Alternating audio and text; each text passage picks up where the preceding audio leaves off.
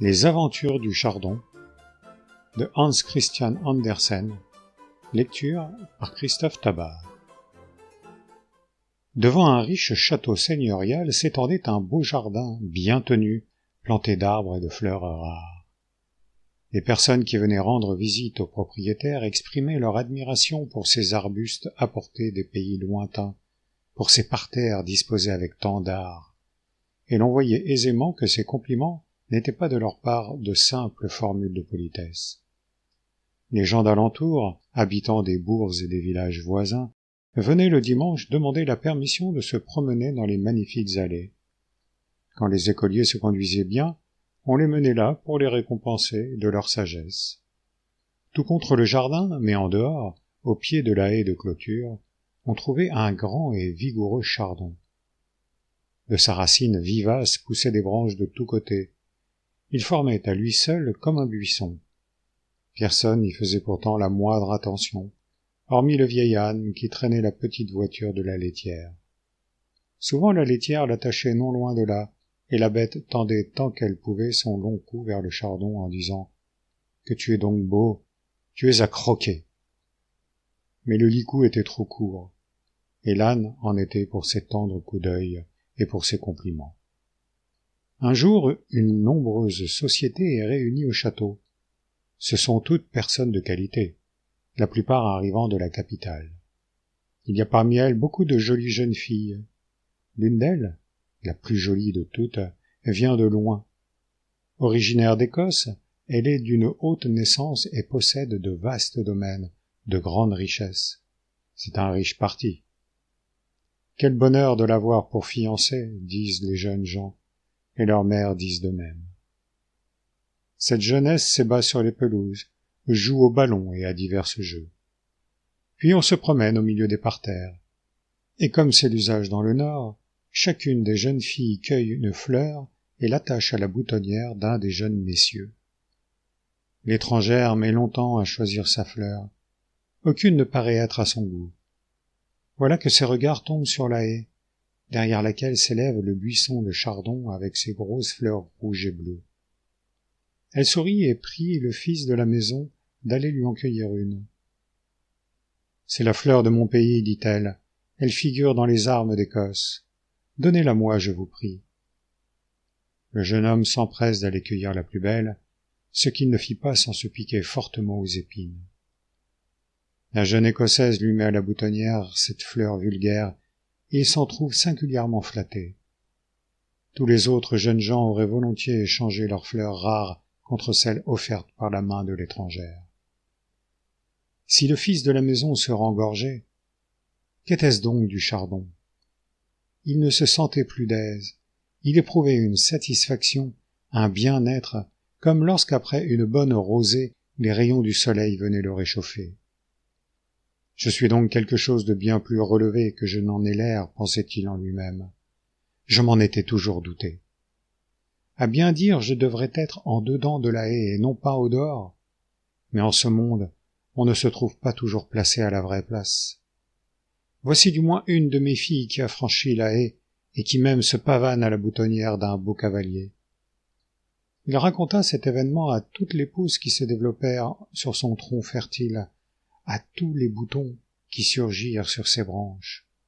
Peu de jours s'étaient écoulés lorsqu'il apprit, non par les paroles des passants, non par les gazouillements des oiseaux, mais par ces 1000 échos qui, lorsqu'on laisse les fenêtres ouvertes, répandent partout ce qui se dit dans l'intérieur des appartements, il apprit, disons-nous, que le jeune homme qui avait été décoré de la fleur de chardon par la belle Écossaise avait aussi obtenu son cœur et sa main.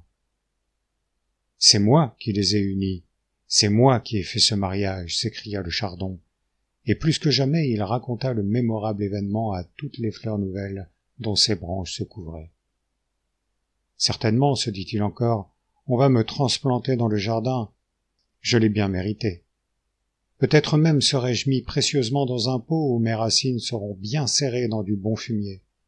Il paraît que c'est là le plus grand honneur que les plantes puissent recevoir. » Le lendemain, il était tellement persuadé que les marques de distinction allaient pleuvoir sur lui, qu'à la moindre de ses fleurs, il promettait que bientôt on les mettrait dans un pot de faïence, et que pour elle, elle ornerait peut-être la boutonnière d'un élégant, ce qui était la plus rare fortune qu'une fleur de chardon pût rêver.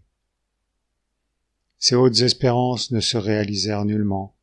Point de pot de faïence ni de terre cuite. Aucune boutonnière ne se fleurit plus aux dépens du buisson. Les fleurs continuèrent de respirer l'air et la lumière, de boire les rayons du soleil le jour et la rosée la nuit. Elles s'épanouirent et ne reçurent que la visite des abeilles et des frelons qui leur dérobaient leur suc. « Voleurs! Brigands !» s'écriait le chardon indigné. « Que ne puis-je vous transpercer de mes dards? Comment osez-vous ravir leur parfum à ces fleurs qui sont destinées à orner la boutonnière des galants ?» Quoi qu'il pût dire, il n'y avait pas de changement dans sa situation. Les fleurs finissaient par laisser pencher leurs petites têtes. Elles pâlissaient, se fanaient. Mais il en poussait toujours de nouvelles. À chacune qui naissait, le père disait avec une inaltérable confiance: « Tu viens comme marée en carême, impossible d'éclore plus à propos, et j'attends à chaque minute le moment où nous passerons de l'autre côté de la haie. » Quelques marguerites innocentes, un long et maigre plantain qui poussait dans le voisinage, entendaient ces discours et y croyaient naïvement. Ils en conçurent une profonde admiration pour le chardon, qui, en retour, les considérait avec le plus complet mépris. Le vieil âne, quelque peu sceptique par nature, n'était pas aussi sûr de ce que proclamait avec tant d'assurance le chardon. Toutefois, pour parer à toute éventualité, il fit de nouveaux efforts pour attraper ce cher chardon avant qu'il fût transporté en des lieux inaccessibles. En vain il tire sur son licou. Celui-ci était trop court et il ne put le rompre.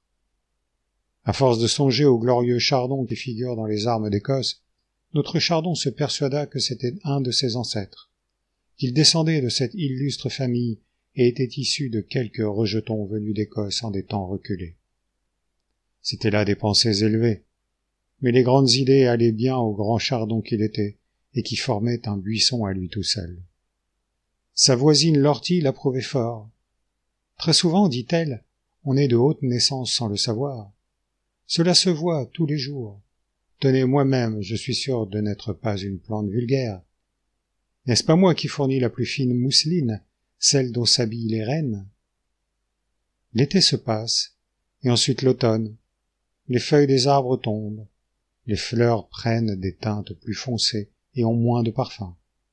Le garçon jardinier, en recueillant les tiges séchées, chante à tue-tête.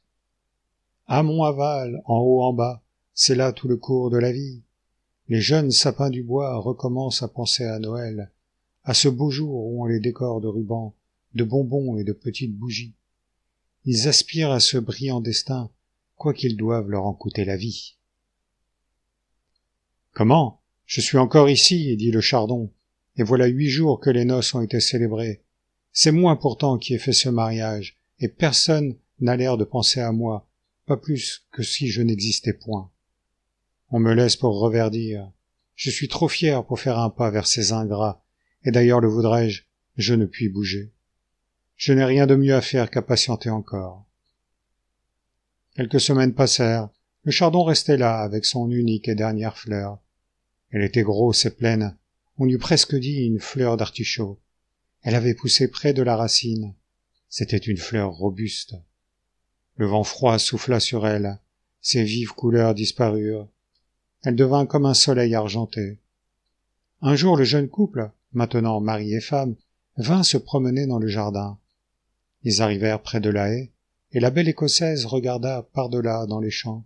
« Tiens, dit-elle, voilà encore le grand chardon, mais il n'a plus de fleurs. »« Mais si, en voilà encore une, ou du moins son spectre, » dit le jeune homme en montrant le calice desséché et blanchi. « Tiens, elle est fort jolie comme cela, reprit la jeune dame. Il nous faut la prendre pour qu'on la reproduise sur le cadre de notre portrait à tous deux. » Le jeune homme dut franchir de nouveau la haie et cueillir la fleur fanée. Elle le piqua de la bonne façon. Ne l'avait-il pas appelé un spectre? Mais il ne lui en voulut pas. Sa jeune femme était contente. Elle rapporta la fleur dans le salon. Il s'y trouvait un tableau représentant les jeunes époux. Le mari était peint et une fleur de chardon à sa boutonnière. On parla beaucoup de cette fleur et de l'autre, la dernière, qui brillaient comme de l'argent et qu'on devait ciseler sur le cadre. L'air emporta au loin tout ce qu'on dit. Ce que c'est que la vie, dit le chardon. Ma fille aînée a trouvé place à une boutonnière, et mon dernier rejeton a été mis sur un cadre doré. Et moi, où me mettra-t-on? L'âne était attaché non loin, il louchait vers le chardon. Si tu veux être bien, tout à fait bien, à l'abri de la froidure, viens dans mon estomac, mon bijou. Approche, je ne puis arriver jusqu'à toi, ce maudit licou n'est pas assez long. Le chardon ne répondit pas à ces avances grossières. Il devint de plus en plus songeur, et à force de tourner et retourner ses pensées, il aboutit vers Noël à cette conclusion qui était bien au-dessus de sa basse condition. Pourvu que mes enfants se trouvent bien là où ils sont, se dit-il. Moi, leur père, je me résignerai à rester en dehors de la haie, à cette place où je suis né. Ce que vous pensez là vous fait honneur, dit le dernier rayon de soleil. Aussi vous en serez récompensé. Me mettra-t-on dans un pot ou sur un cadre? Demanda le chardon. On vous mettra dans un conte, eut le temps de répondre le rayon avant de s'éclipser.